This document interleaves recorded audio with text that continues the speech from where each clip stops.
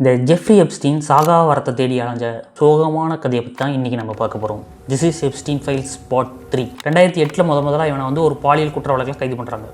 But இவனுக்கு கொடுக்கப்பட்ட தண்டனைக்கு முன்னாடியே வந்து பார்த்திங்கன்னா இவனுடைய இன்ஃப்ளூயன்ஸை யூஸ் பண்ணி ரிலீஸ் ஆகிருக்கான். இந்த ரிலீஸ் ஆனதுமே வந்து பார்த்திங்கன்னா இவன் மனதளவில் வந்து பார்த்திங்கன்னா நம்ம தான் ஒரு சூப்பர் ஹியூமன் அப்படிங்கிற ஒரு லெவலுக்கு போயிட்டான். ஏன்னா அளவுக்கு அதிகமான பணம் இருக்குது, நம்ம சொன்னால் வந்து செய்கிறதுக்கு உலகத்தில் உடைய பெரிய பெரிய தலைவர்கள்லாம் வந்து லைனில் நிற்காங்க, எல்லாரையுமே கைக்குள்ளே போட்டு வச்சிருக்கோம். அப்படிங்கும்போது வந்து பார்த்திங்கன்னா ஆட்டோமேட்டிக்காக இந்த எண்ணம் வர்றது இயல்பு தான்.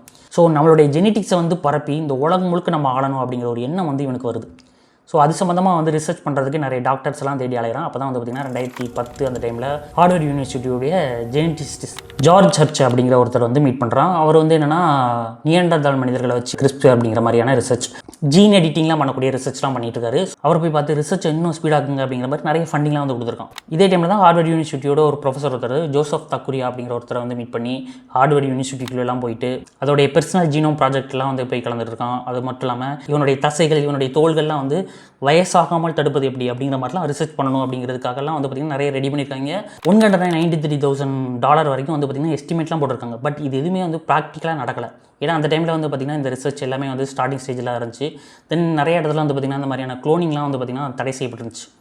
ஸோ இவனுக்கு வந்து அடுத்தடுத்த கட்டத்துக்கு எதுவுமே நகர முடியல. இதனால் வந்து பார்த்திங்கன்னா மனுஷன் வந்து ரொம்ப கொடூரமான ஒரு முயற்சியை வந்து ட்ரை பண்ண போகிறான். 2014 to 2017 அந்த டைமில் இவனுடைய ஜோரோ ராஞ்சி அப்படிங்கிற ஒரு பண்ணை ஒரு வீடு ஒன்று இருக்கான். ஒரு 20 பெண்களை வந்து கூட்டிகிட்டு வந்து அவங்களுக்கு வந்து இவனுடைய ஸ்பெம்மை வந்து இம்ப்ளான்ட் பண்ணி அது மூலமாக குழந்தைகளை பெற வைக்கிறது.